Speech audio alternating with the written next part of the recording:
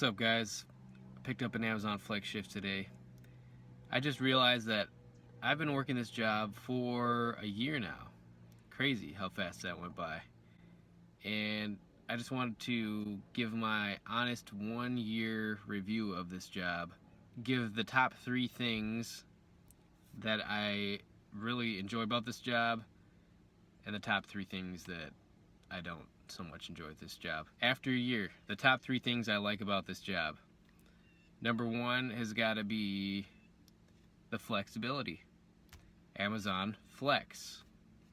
That's what this job was intended for. If you want to pick up a shift on a Saturday morning or whenever you have your free time available, you probably can. Not always, but you probably can. That's cool. That helps me out a lot.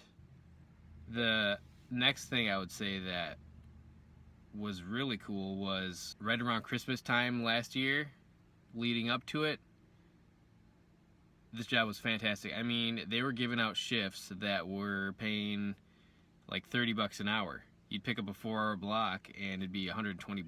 That was awesome. Number 3, just that it's kind of like laid back. That makes sense. You're kind of your own boss. I really like the independence of this job, and that you kind of get to pick and choose what you want to do. Now, obviously, you can't just be a complete slacker and not deliver your packages, but if you have any sense of competency, you should do fine. So I like that. Let's now talk about the things that I don't really care for after a year. I would say the disorganization of the warehouse at times can be frustrating.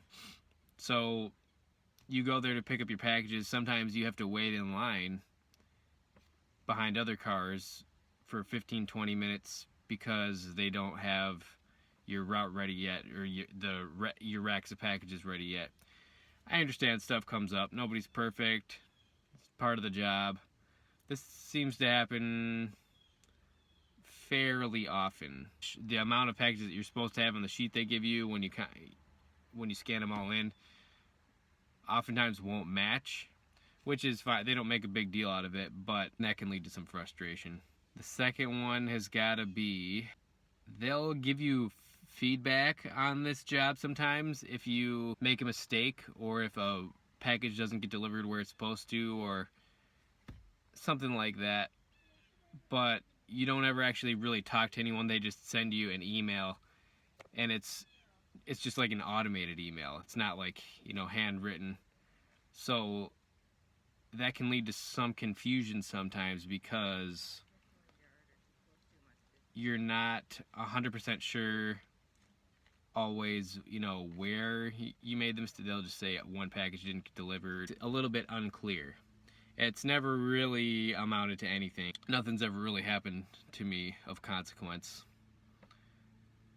And the last thing that I'd say I don't like about this job, so delivering to apartment buildings, which I've talked about before, can be tricky and a little time consuming. And the thing about apartment buildings is now I'll just try to take all the packages to the office of the apartment unit, because if I say I have like 7 packages, if I go to try to deliver each one to their house, usually they're not home, I can't get in the building, and most apartment complexes would prefer you just drop them off at their office anyway. However, sometimes you'll talk to like the manager there and they'll be like, no, we don't take packages in here, or we have special delivery instructions for the. So it's just like, it's not always the same. That gets frustrating because you don't know exactly what you're going to get when you go into a new apartment complex, and you go to the office and they'll be, oh, we have a special sign-in sheet. Oh, we have